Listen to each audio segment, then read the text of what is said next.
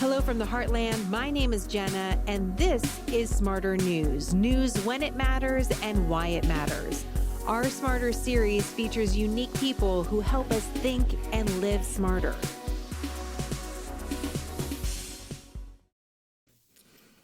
Good morning. Welcome to our weekly debrief. This is our weekly deep breath when it comes to the news, especially during this rapid fire news cycle where we really aim to be quick, concise, and nonpartisan, always nonpartisan, sometimes not as quick as I would like, but we try that on a weekly basis. This is when we actually get the moment to sit with the news a little bit. We take a longer period of time to work through some of our big stories. And I found myself transported as I was looking through the stories of this week to a reporting experience I had on Ellis Island a couple years ago. And I actually want to start with telling you a little bit about that story because it's tragic in a few different ways. It was great, very educational, but also tragic, especially at the beginning of SmartHER News. As I was really launching into this stage as an entrepreneur, I had my two little kids with me at the time. I believe my son was 3 and my daughter was 2, and we were traveling in New York City. I was back in New York City for the very first time since I had left.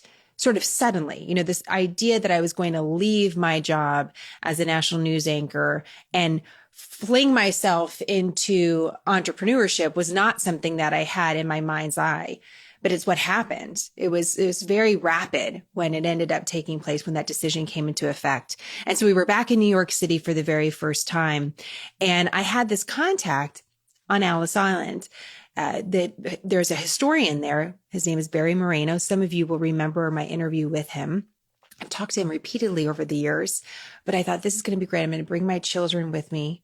We're going to see the Statue of Liberty. My little girl is named Liberty in part because of the Statue of Liberty. And I'm going to stay back on Ellis Island and do this interview with Barry Moreno, which I'll get to in a second. The reason why I'm bringing this up is that there are so many themes in the news this week: war, humanitarian aid, quarantining. What does quarantining look like, especially when you have communicable diseases, immigration, legal and illegal immigration? All of these sort of themes come up when you think about Ellis Island, or when I've done reporting about Ellis Island in the past. And some of this past can really be informative to our conversations this week about the news. So this is why I'm bringing this up.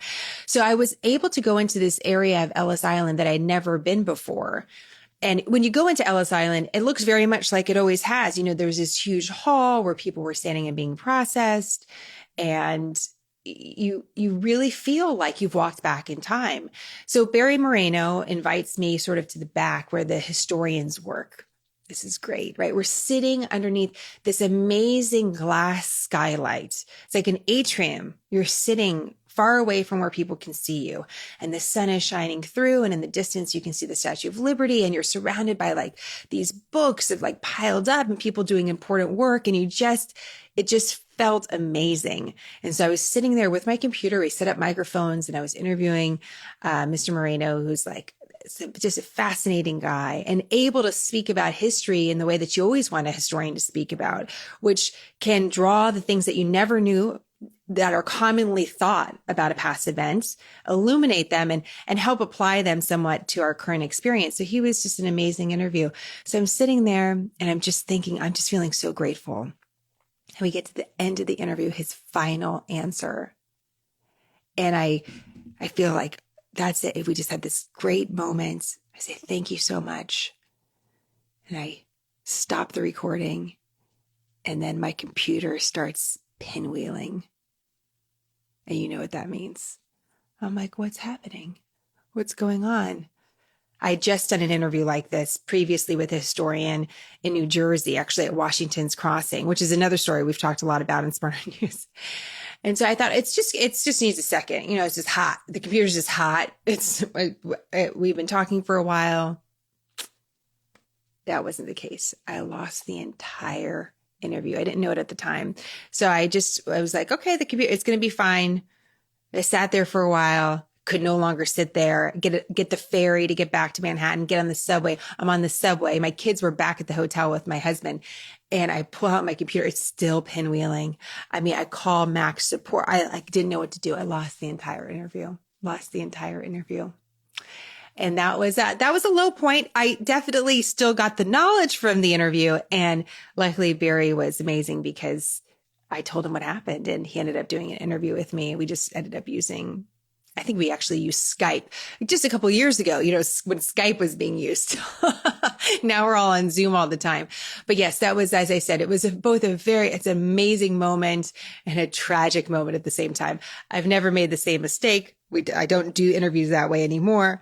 But yeah, that was terrible. So anyways, I thought I would share that with you because I do want to talk a little bit about what we used to do in the United States when it came to legal immigration, when it also came to quarantine. This is coming up. And the reason why I'm bringing this up is because of the recent judge's ruling about the federal mask mandate. And some of what she talked about in that ruling, we covered a little bit on SmartHER News, and I'm going to work through it with you today. But she mentioned a couple points that referenced quarantine. What does a quarantine require?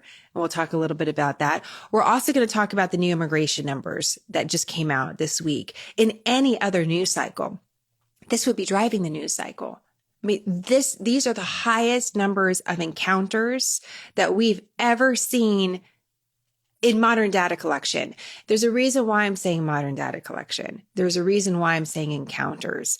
There are really important things to pull out why we're talking in the way that we're speaking about these topics and why we're, in some ways, not that I'm being forced as a journalist to do that, but I'm trying to be consistent so we can compare numbers with past years. So we're going to talk a little bit about immigration, but I do want to start today just with an announcement by the President of the United States, because we just heard from the President. We always pay attention when the President talks. This was a scheduled address to the nation where he's speaking about providing more military aid and financial aid directly to Ukraine. So we're talking about another batch of hundreds of millions of dollars. And a lot of it is going to equipment, not necessarily direct financial aid, although direct financial assistance is part of it. The reason why I think this is important is we've seen billions of dollars go to Ukraine over the last several months, but also over the last several years. And this is your U.S. taxpayer money. And I think that you need to know where it's going. I also want to show you that this is coming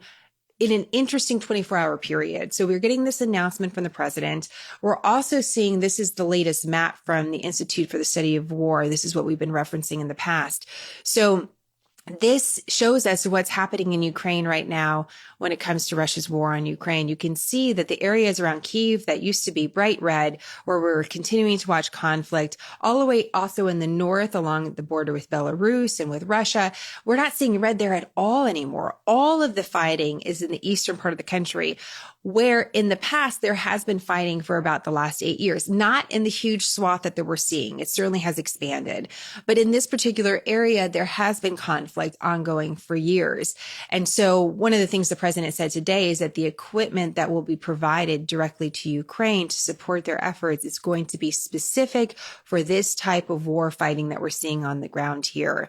You can see that there's a variety of different areas that Russia has control of or is believed to be in control of. We know that Russia has that peninsula of Crimea that's already been annexed by Russia, but we're really particularly watching this area. I don't think we can say it enough, how important the Black Sea is, how important these waterways are to Ukraine to get goods out of the country, how important these waterways are to Russia, not only economically to get goods out of Russia and into the broader waterways of the Mediterranean and out into the rest of the world, but also militarily, because it gives the Russian Navy another area to strategically move.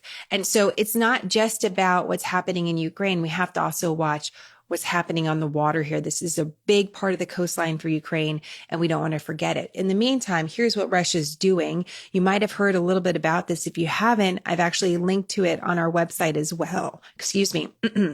But this is a new intercontinental ballistic missile that Russia just tested yesterday. And again, we're just watching what's happened in the last 24 hours. So we're seeing Russia make moves in eastern Ukraine. There are reports, although we cannot confirm them, that there seems to be some advancement by Russia there, but then you get another report from the Institute of the Study of War, which is looking at this strategically and what's actually happening on the ground. And they say Russia hasn't made a lot of moves. So quite frankly, we don't really know how to call the game, if you will. I'm not trying to use too light of a statement, but we don't really know exactly what's happening on the ground. But here's what Russia's doing. They're firing off this intercontinental ballistic missile that they say is a unique weapon. The reason why we watch intercontinental ballistic missiles, or ICBMs, as you might hear them talked about, we've talked about them related to North Korea, is because these are missiles that travel really far area. Intercontinental means it for a reason. And you could put a nuclear warhead on this sort of missile. Who has the largest nuclear arsenal in the entire world? Russia. We do as well, but Russia has the largest nuclear arsenal. So here's what's happened over the last 24 hours, right? Russia's firing off this missile. The United States said, oh yeah, they properly informed us that they were testing this. Mind you, a couple weeks ago, the Pentagon said we did not test an intercontinental ballistic missile because we didn't want to look aggressive to the world. So we waved off of a test that we had planned months in advance because we did not want to even give the appearance that we were posturing. Nevertheless, Russia's doing it here. The United States said that we heard a little bit about it. And then you have the Biden administration coming out today and saying we're pushing more money and resources to Ukraine to fight Russia. So that's just, again, the last 24 hours. I want to make sure that you see some of this video. Sometimes I feel mixed about playing video like this. I will show you. I mean, I don't think we hide anything from you, certainly. But, any video that's coming from the government, including from the U.S. government, I want to appropriately tell you, because this is video that the Russian government is producing and disseminating. And, is there any way for me to fact check and double source this? No. So this is the source for that. And I think that's important. So real quick on this, there is a tie to what's happening in Eastern Europe to also what's happening at the U.S. border. So let's hold these stories together in our hands at the same time. One of the things that we're seeing at the U.S. southern border is a much higher, significantly higher amount of Russians and Ukrainians coming to the U.S. southern border asking to come in. And one of the things that you should know is that typically, if you're a refugee, you apply for refugee status from outside the United States. Typically, you would do it in your home country if you could, but many Ukrainians cannot. And so that's refugee status. Asylum, to be an asylum seeker, you actually have to be on U.S. soil. This is one of the reasons why, in some cases, we see people come across the border illegally, but once they're on U.S. soil and they're approached by Border Patrol, they can say, I'm an asylum seeker. I'd like to apply for asylum. And if they're deemed that they could pursue asylum in the United States, and that puts them on a different track than somebody that Border Patrol comes across that clearly is not looking to appeal for asylum and may be arrested or expelled under this Title 42 that we've been using in the United States for a couple of years. This is a policy that dates back to the 1940s that basically allows the United States to expel people when there is disease. And so we've been able to quickly expel people. And this has had a little bit of a double-edged sword because in some cases it's allowed Border Patrol to take these much larger numbers we're seeing at the U.S. southern border and quickly move them back out, mainly to Mexico, even if they're not from Mexico. But because it's such a quick process, what Border Patrol is saying is that leads to multiple attempts. So let's say I come in, I'm expelled very quickly, and then in another couple of weeks, I decide to try again. And so one of the reasons why we're using the term encounters is because this is a term that the Biden administration is using. Now, let me just explain this. So we got what's happening in Eastern Europe. We know that there's more people that are not typically found at the U.S. southern border or coming to the U.S. southern border. By the way, that includes people, let's say, from Cuba. We're seeing much higher numbers of Cubans at the U.S. southern border. So the story of what's happening at the U.S. southern border isn't just about Mexico and Central America and South America. The numbers are growing exponentially. They are rising. The numbers we received last month are the highest numbers that we've ever seen. Again, in any other news cycle, this would drive it. The reason why this matters is not only because it's historic, but typically April, May, June, these are months with historically higher numbers because the weather I mean, it's certainly very hot in Texas during this time. That's a factor. But we tend to see more people move during this time than other times of the year. So when I see numbers like this in March, just because of historic precedent, we would expect these numbers to grow and grow and grow. And that's why we believe, based on the numbers from the last 6 months, we could see more than 2 million encounters at the U.S. southern border alone. The reason why I'm using the term encounters is because it's not necessarily multiple people. So let's say I'm encountered in January and then I'm encountered again in March.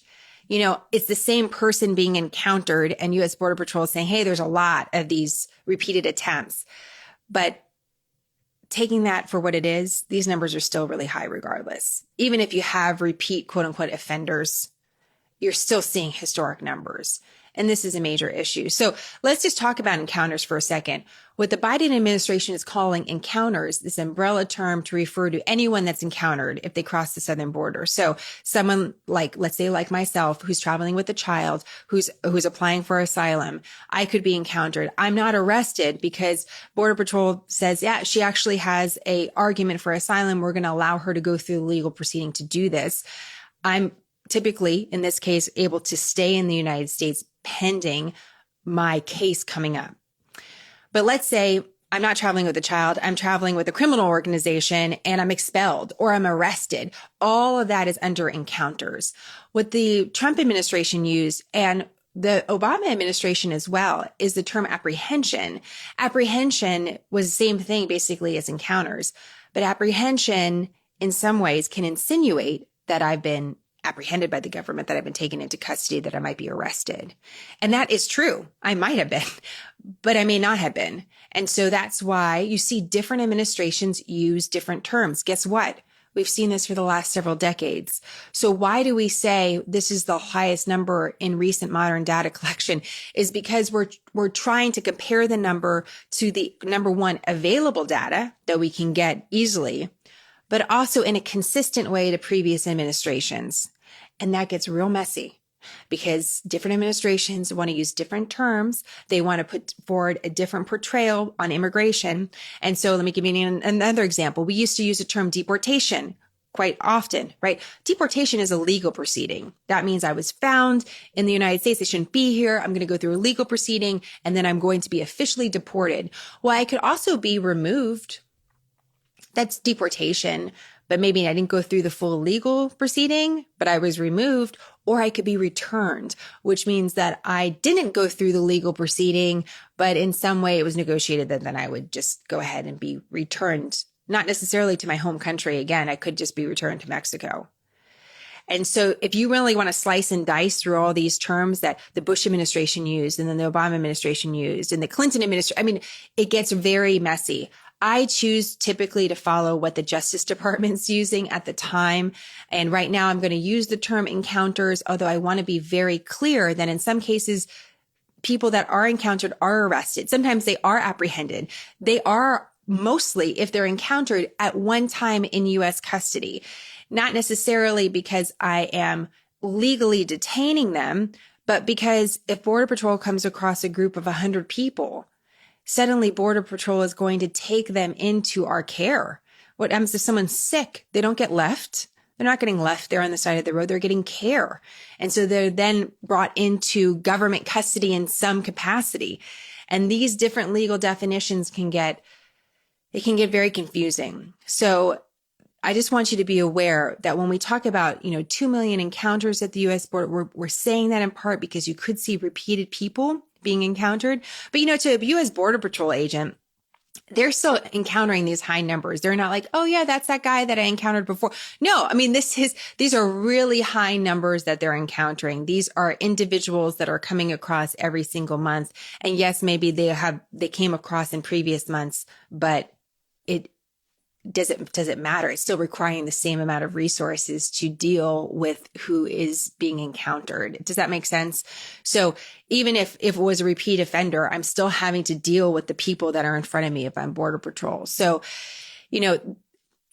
I just think it's important to have that little asterisk when it comes to the word encounter. This is why we're using it. We're trying to be consistent. And let me just show you what this looks like in a graph. It's a tough story to kind of get your hands around. But if you take a look at this graph here, and for those of you who are listening later, what we're really seeing are these kind of graph lines that are showing us what does immigration look like in over the last several years. And the blue line is showing us a very high arc that we haven't seen previously in recent years. And what we're seeing in a yellow line, which is a line straight up, is what we're seeing in this particular year. So you can see how different it is. 2019 was a really big year for immigration, illegal immigration, regular immigration, conflict at the U.S. southern border. 2019, of course, was during the Trump administration.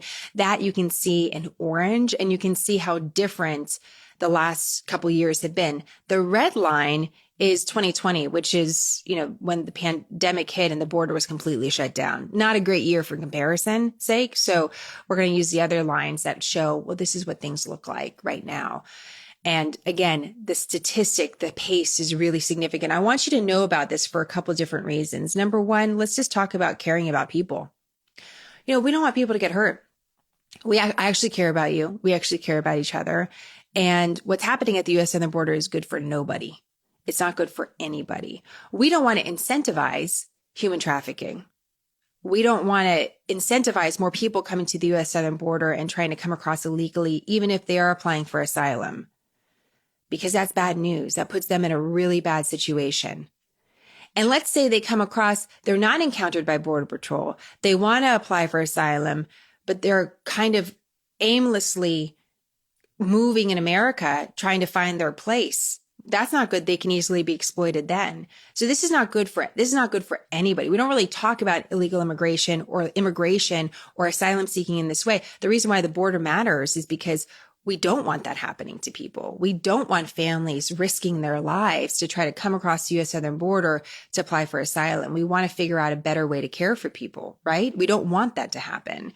In addition to that, the drain of resources is really important.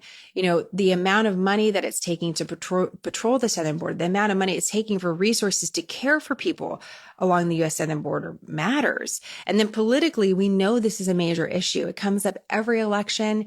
And here's why this is a good preview for us for the midterms, is that we're going to get those high summer numbers right before the midterm elections. So you better believe this is going to be one of the major issues that's going to be talked about by politicians.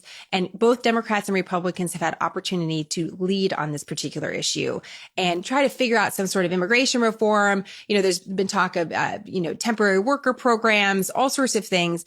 Neither party has been able to gather enough consensus amongst their own parties really to move forward in any consistent, meaningful way that hasn't been legally challenged later, for example. So, this is just an ongoing issue. And when you see those numbers so high, we wonder what is the dynamic that actually changes it. One of the interesting things to this story and to this idea that we're also seeing more Eastern Europeans at the U.S. southern border is there's a new program apparently that the administration is putting out where they're saying now that if Ukrainians have a sponsor in the United States, and I don't know, I just saw this news. It just kind of came out just over the last couple hours. If they have a sponsor in the United States, that they'll be able to basically come into there would be able to seek more of a legal status to be able to come into the United States. I don't know how much that differs from what's required for you as a refugee. But what's interesting about that is in Ellis Island. Remember, Ellis Island, people like to compare what we're seeing at the border to Ellis Island. But Ellis Island was legal immigration. You were going through a legal process to legally enter the United States. What's happening at the U.S. southern border is not that. There is an illegal entry into the United States often. Again, often there's an illegal entry to the United States. And then there's someone that is applying for or appealing for asylum. It's different. So we got to be careful with some of those comparisons. By the way, once you're on U.S. soil and you can legally apply for asylum, they can do that. This is so, again, even though there may be a infraction of law coming across the border, by the way, it's a very minor offense. It's a very minor offense. If you come across the border illegally, if you're appealing for asylum, then you're legally allowed, you have protection under U.S. law if you're legally allowed to stay. But what's happening in Ellis Island is that if you came over and you said, hey, I'm traveling with my son, I'd like to stay in the United States, what would happen to me? I would be examined. This is going to tie to what happened with the federal judge and the mask mandate. I would be examined, medical inspection, to make sure I looked okay, sounded okay. Why? Because they didn't want me to go into the country, and especially go into areas, let's say farming communities or the Lower East Side of Manhattan, and have a communicable disease. They didn't want that. So they inspected me. And if I had to be quarantined, I would quarantine on Ellis Island. That did happen. But I also had to say I had someone to go see. So I had to say, my husband is working in San Francisco at a nursery, gardening area, not necessarily for kids, but this is actually true. My great grandmother came through Ellis Island. She was traveling with 2 young kids. She was meeting her husband. Her husband was in California. They were working in, different jobs as immigrants do. Italian immigrants were working in coal mines. And eventually part of the family had like a gardening nursery that they were working as part of. So I would have to say I have a destination. If I did not have a destination, I was not allowed to stay. Can you believe that? I was not allowed to stay. And why was that? They didn't want a young woman, I hope I'm a young woman still, a young woman with her child coming into the country with nowhere to go. Because the chances, if I didn't have any support, that I would turn into a lady of the night was high. They didn't want me to turn to crime. They didn't want me to be a drain on the community. And so they wanted to know, was someone going to answer for me? By the way, sometimes you had to be picked up. In a lot of cases, you had to be picked up. You had to say, there he is. Now, was there some fraud in this? Yeah, there was some fraud that was happening. People were posing as people, sure. But this was part of the process, right? We don't want you to bring disease in, and we don't want you to be a drain. And we need to make sure that you have support. And by the way, oh, you're Italian? Oh, by the way, you're Catholic? Okay, here's the name of an organization that deals with people like you. Goodbye. Oh, you're Irish? Oh, you're Protestant? Oh, okay, this is it. You see, they would even match people to charity organizations because the idea was we are supporting the American community and culture. So we're going to figure out ways to make sure that you're coming in with good intentions and that you're going to be a positive member of the community. Didn't always work, but they certainly were able to process a lot of people on a regular basis. And so I think that's a good point of context just to remember about how we once used to deal with immigration. Again, legal immigration. You want to know who ran that? Was it like the department? Was it Customs and Border Protection? No, that didn't exist. It was the Labor Department. A lot of this was under the Labor Department because immigration was looked at as a way to support the U.S. economy. And that was a priority for the government. And so this is how they handled it in Ellis Island. Very interesting. So let's tie what we kind of learned about quarantining in Ellis Island, medical inspection, and why that historical reference matters to what the judge ruled this week about mask mandates on the federal mask mandates on public transportation. So there were a couple reasons for her ruling, and obviously this is being heavily debated. We just learned that the CDC just issued a statement just on Tuesday that said, no, we actually believe that masking on public transportation is still really important. And because of that, the Justice Department came out and said, okay, we're going to start the process of an appeal. So it looks like the U.S. government is going to challenge the judge's ruling to strike down this mask mandate. So far, in this very early stage, the Justice Department is not asking for a stay. They're not saying that we should wear masks until this can be properly appealed. And I'm curious to see how far this appeal goes, because it's once the genie's out of the bottle, right? Like once no one's wearing a mask on an airplane and the airlines are like, no one's wearing a mask anymore because it's been so difficult for them to manage. Can you imagine putting it back on? That's a very difficult thing. It's also very difficult to have this sort of legal battle ahead of a major election in November. And when you're not necessarily seeing the rise in hospitalizations and deaths, it's not that COVID is over, but you're not necessarily in a spike. That's one of the reasons why the judge overruled the mask mandate. It wasn't just because she said that these sort of mandates can stand if there's, she was basically going back again to a rule in the 1940s, a law in the 1940s that said the United States is empowered to take a series of different steps if there is communicable disease. And Here's how you can enforce the regulation to do that. You could do pest extermination. You can inspect someone's stuff. You can sanitize. And what she was saying is, of all the things that were listed, sanitation was what she thought most applied here. What she did is she looked at the actual definition of sanitation in 1944. Different legal scholars will look at this differently. They will say, okay, you're going to take what was written in 1944 and you're either going to really take it in as it was intended in 1944, or we should read it as we understand it in 2022. And you have different legal thoughts on that. But she decided, I'm going to go to 1940. I'm going to go to the dictionary. This is what she did. It's in her ruling. I'm going to go to the dictionary. I'm going to see in 1944 how the word sanitation was used. And what she came to was that a mask actually doesn't sanitize anything, and therefore it can't be considered sanitation, and therefore it can't be a law. This is part of her thinking. Okay. This is part of her argument. She was saying this is far beyond the government authority because it's not sanitation. But she also said that if you do not wear a mask and then you're not able to fly, it is effectively the government quarantining you. And therefore, in order to be quarantined, you would have to be considered to be reasonably infected. And she said there was no one that could determine someone was reasonably infected just because they were not wearing a mask on an airplane.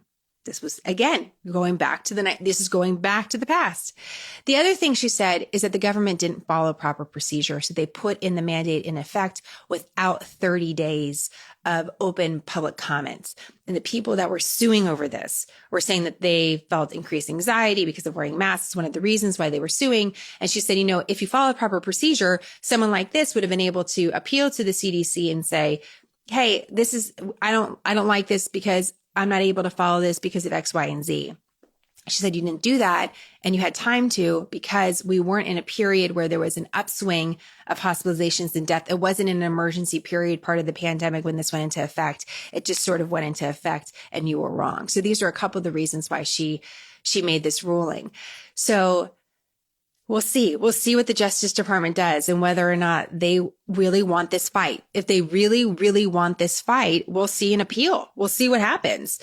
But this is the last mandate that we're really seeing stand right now. When you think about the vaccine mandates, the mask mandates in places like California and New York, I'm listing the states that have had the strictest regulations. A lot of these mandates are gone. Philadelphia put their mask mandate back in effect. I mean, we could see them kind of come and go, but a city has more leeway to do that than, let's say, a federal government over all public transportation. So again, we'll see if that's the fight that the government really, really wants and if they think that they could win. So we'll see. We'll see. Some of you have asked a lot about Shanghai and what's happening there. Two things I learned about Shanghai and this is from a report from the Associated Press. Just want to mention it. So we've been watching these major lockdowns in Shanghai. One of the things that the Associated Press did, and I'll include this report underneath this video on our website so you could reference it if you like to see it, is there have been a really low number of recorded deaths due to COVID, but we're seeing higher cases. So what's going on? One of the things that the Associated Press is reporting, and I'm referencing them because it's difficult for reliable information from inside China. What they're saying is that in the United States, if COVID is a factor or a factor or a contributing force to someone's death, then that person's death will be listed as a COVID death. So we've talked about some of the debate over this, but it's either a factor or a major contributor or a source of the person's death, then they could be listed as a COVID death. In Shanghai, if you have any other pre-existing conditions, let's say you have heart disease, but you had COVID and you were sick with COVID for several weeks and then you ended up passing away, that you would not be counted as a COVID death because you had these other conditions. And so there's something like 24 COVID deaths when you have tens of thousands of people that have tested positive. And we know that there's some hospitalizations. So there's a question about the data there, and it shows how different governments are looking at the data differently. One of the things I've talked to you about is that a lot of the Shanghai cases are asymptomatic. And how do we understand asymptomatic here? We understand asymptomatic here is like you feel pretty much fine. Not even a runny nose, not even really sneezing, not coughing. In Shanghai, asymptomatic means that you don't have pneumonia.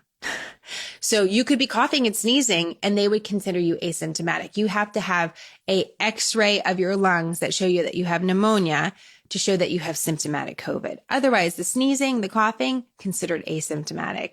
So that's a good lesson to me because there'd be, numbers. Let's say we had 25,000 people that were testing positive for COVID in Shanghai, and 90% of them are asymptomatic. And I was talking to you about that. And we know that there was regular testing at people.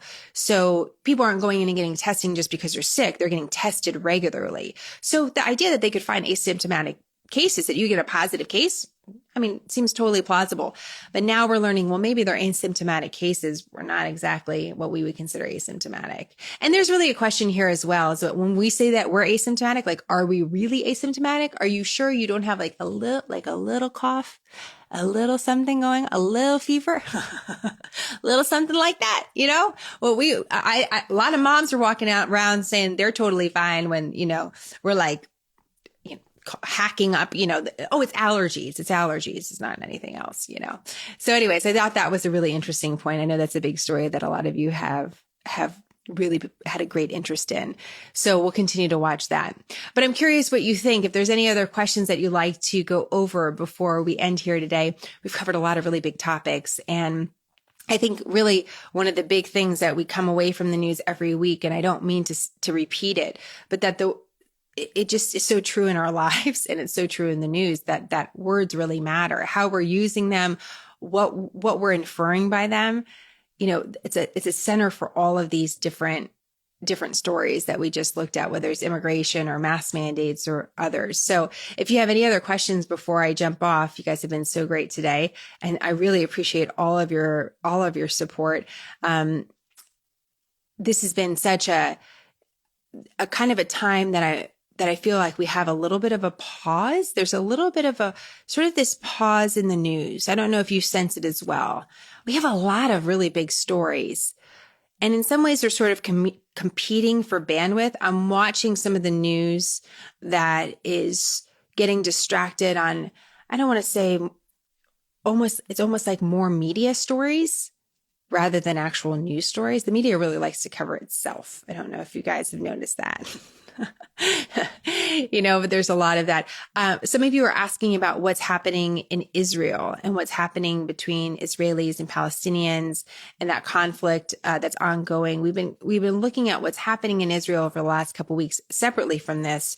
There were a series of terrorist attacks that happened in Israel in a short period of time. And remember, we're in this whole, Ramadan, a holy period for Muslims, Passover, holy period for those of a Jewish faith. So I am going to take a closer look at that story. It's not one that I've been able to dig into deeply. But it's something that I'm definitely going to be looking at in the next couple of weeks. I'm looking at you guys. I know there's a lot of arguments here already. I can see some, and there's a lot of different debates about how the CDC has tracked COVID numbers. I'm just going to leave you with this. It's easy, believe me, because I've gone there. It's easy to get sort of trapped into really attributing a feeling to why people are making certain decisions. So, it can feel nefarious at times. Right? Why do we have a mask mandate? Why do people want this sort of control? Why are we counting COVID numbers this way? Why are we trying to inflate the pandemic? Listen, I think these are actually really important questions to ask. Are we being accurate with our data? That is fundamentally an issue that we found with the pandemic. But when I look across the different stories, what I like to do is step back and say, hey, listen, let's just, for a second, we can go down the dark path of there's something else going on, and there, in any number of stories, right? Any number of stories. But then I want to also reframe the story and say, okay, well, let's say that everyone's trying to do the best that they can. When it comes to public health policy, this idea of a mask mandate is definitely one of public health policy. We know that our doctors, if we talk to any number of our doctors, would give us varying different advice. My doctor might tell me to wear a mask on an airplane because of my certain health conditions, but your doctor may not. And this is the difference between personal health policy and public health policy. These have been at friction with each other since the beginning of the pandemic. And we've gotten a dose of public health policy that none of us have gotten in our entire lives, watching the government try to figure out the way that they would like to curb the pandemic. One of the things that's been difficult with the masking, and I'll just leave you with this, with the mask mandates, and has always come up, is yes, we do have studies that would suggest that wearing masks will reduce infection in a community, but we also have variables in those communities that can be difficult to rule out. For example, if you have a mask mandate in a community that mainly is a rural community and you're seeing very low rates of COVID, is it because the kids are masking in school? Or is it because for the most part, no one's living in close proximity to each other and they're not on public transportation? They really don't intersect with each other very much and they have a lot of outdoor time. Can you outrule some of that? So some of the mask mandates and some of the mask research both can point to certain conclusions, but also have certain limitations. One of my favorite studies, I have a favorite study from the CDC. One of the more interesting studies I saw was with hairdressers. So there was these two hairdressers. This is at the beginning of kind of in the middle of the pandemic. They were both positive for COVID. They were wearing masks and the people in their shop, it sounded kind of like a Great Cuts. There was a lot of people coming through all the time. So they both are positive, highly symptomatic for COVID. They don't realize that they are. They're talking to each other without masks on, but they have masks on while cutting people's hair. And so the question was, well, how many people actually got COVID?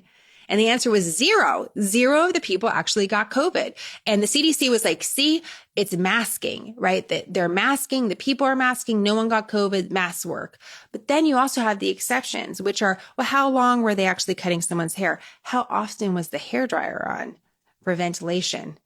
And I'm not trying to argue with whether or not masks work. I'm just saying that there are exceptions and limitations to all the research. And there's exceptions and limitations to all the data we're getting. We're seeing that with immigration. We're seeing that when we look at how we're recording COVID deaths and cases. We see that varying from community to community, state to state, and also country to country.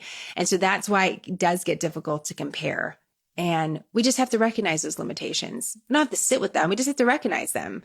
And that's why it's important to give you all the information.